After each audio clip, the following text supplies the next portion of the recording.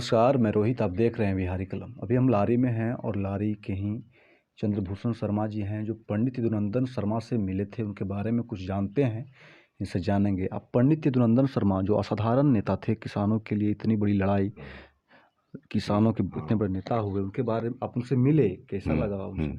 हम तो बचपन से ही उनको देखते थे, क्योंकि शर्मा जी हमारे पिताजी के गुरु थे और अक्सर मेरे घर आया करते थे। कटांगी हाई स्कूल के भी वो सचिव थे, सबसे पहले मुखिया थे मझियावा पंचायत के। तो उनके बारे में कहना जो है वो सूरज के सामने दीपक दिखाना है। लेकिन इतना मैं ज़रूर कह सकता हूँ कि आज के युग के वो देवता थे। आज वैसे महापुरुष से भेंट नहीं होती है।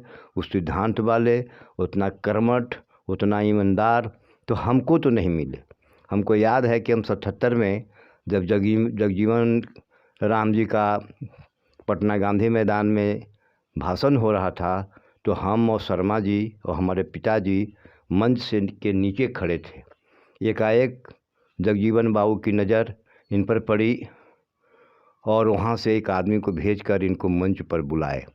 लेकिन ये मंच पर गए नहीं, हम लोग के बीच में खड़े रहे।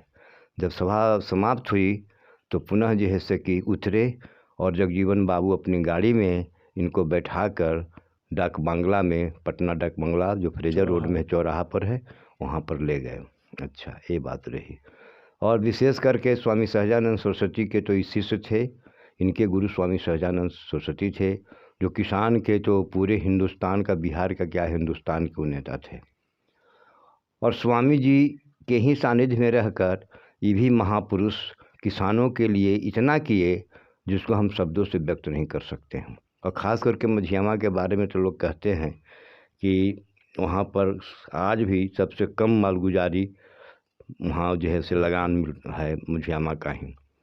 और शर्मा जी तो हमारे घर के ही गुरु थे, हमारे पिताजी के गुरु थे। अब मेरे नज़रों में तो काफ़ी महान थे। एक दो बार मैं उनके पास गया था, गया में भी, रन बसेरा में रहते थे। पैर भी एक बार टूट गया उनको जो है सो कि उस समय भी गए।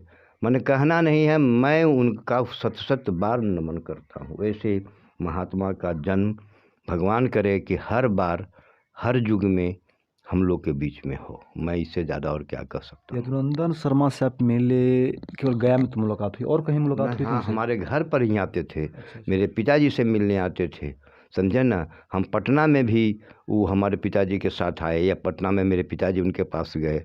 मैं हमेशा मैं उनके पास जाता था और उनसे उनका आशीर्वाद लेता था। यदुनंदन शर्मा को आप नज़दीकी से देखे हैं, क्या सोचते थे वो और क्या था उनका हाँ, जीवन? उनमें सबसे बड़ा था गरीबों को, दलितों को, किसानों के वो कल्याण के लिए वो हमेशा माने प्रयासरत रहते थे। या प्रयासरत क्या कहिए, वो उसी के लिए जीते थे, उठते थे, सोते थे, जागते थे किसानों के लिए, गरीबों के लिए। और गरीब के तो मसीहा थे। हम तो ऐसा पुरुष नहीं देखा भाई, समझे ना। हाँ हाँ। जैसा कि आप देख रहे थे, उनसे मिले थे और जैसा कि बता रहे हैं पंडित यदुनंदन शर्मा के बारे में, असाधारण नेता थे। हमेशा किसान मजदूर वर्ग के लिए हमेशा चिंतित रहते थे, प्रयासरत रहते थे कि हमेशा किसान खुशहाल रहे, उनका खेत खुशहाल हो। आप देखते रहिए बिहारी कलम। बहुत बहुत धन्यवाद।